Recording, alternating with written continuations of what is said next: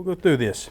So this is the Akida. I put a little picture up there. It was a really good picture. What I liked about it was there was a little ram stuck down in here, and so it just made it really good. It's like, where's Waldo? You gotta find it, you know. So the Akida in Judaism, the sounding of the shofar and the ram's horn is also a call to repentance. Call to repentance. Now this is where it gets really crazy, because it said, what is repentance? A lot of people, this is a churchy word, when I say repentance. All right, not many teachers and preachers, none of them teach on repentance nowadays. But then again, I put in my notes here that not many preachers or teachers are preachers and teachers. They just identify as preachers and teachers, and they want you to get their pronouns right. So I know, I'm terrible. So we look at the repentance, okay? So I want to pull up the dictionary on repentance. You want to look this up in the dictionary. Find it in the dictionary. All right, so we're going to look at Webster's Dictionary 2025, and it just says to turn from sin and dedicate oneself to the amendment of one's life, meaning somebody's change of life. So it says you just kind of, it looks at the amendment of your life's change. There's a change in your life, and that you're dedicating it, you're turning from sin, you're just dedicating it to yourself's change. All right? To feel regret, it says to cause a feel of regret, to feel sorrow. That's 2025. It's so poetic. I'm telling you, this is so deep when you're looking at the 2025 writings. But if you know me, I like to bust open the Webster 1828, the old school one. So back when words apparently meant something. So let's go look at what Webster says about this. Somebody give Webster a pat on the back. I'm telling you. So here's repentance in 1828.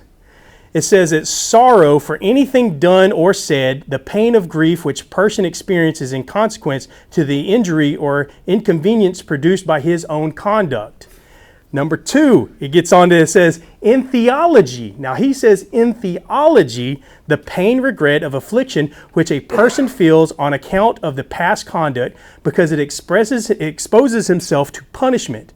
This sorrow proceeding merely from the fear of punishment. This is just, now I want y'all to pay attention to this. I almost feel like I'm reading from the dictionary here, all right? But let me break this down for you. So it's talking about merely from the fear of punishment. You did something wrong. All right, well, I'm going to keep reading. This is called legal repentance, as being excited by the terrors of legal penalties. It may exist without an amendment of life. What that means is there might not be a change involved in your life. So basically, without an amendment of life, it just means you felt bad about it, but you're not going to change your ways. I put in here, you're only sorry because you got caught. You're only sorry because you got caught. And that's what that was talking about, repentance. And this is theology repentance. Now, I had to half this screen because these are screenshots. I'm going to go on to you because the number 3 is a good one. It gets better at 3. Real repentance. He even put real repentance in the dictionary. This is sorrow or deep contrition for sin as an offense and a dishonor to God, a violation of His holy law, and the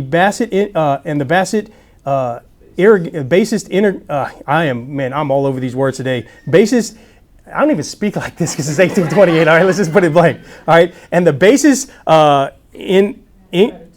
ingratitude. Okay, that's the word I'm looking for. Towards a being of infinite benevolence. This is called evangelical repentance, and is accompanied by followed by the amendment of life. It's followed by a change in your life.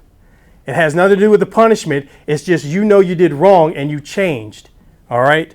Repentance is a change of mind or a conversion from sin to God. All right? Godly sorrow woketh repentance to salvation. And he even gives Bible verses in the dictionary. Repentance is a relinquishment of any practice from conviction that it has offended God. I mean, I'll put it this way.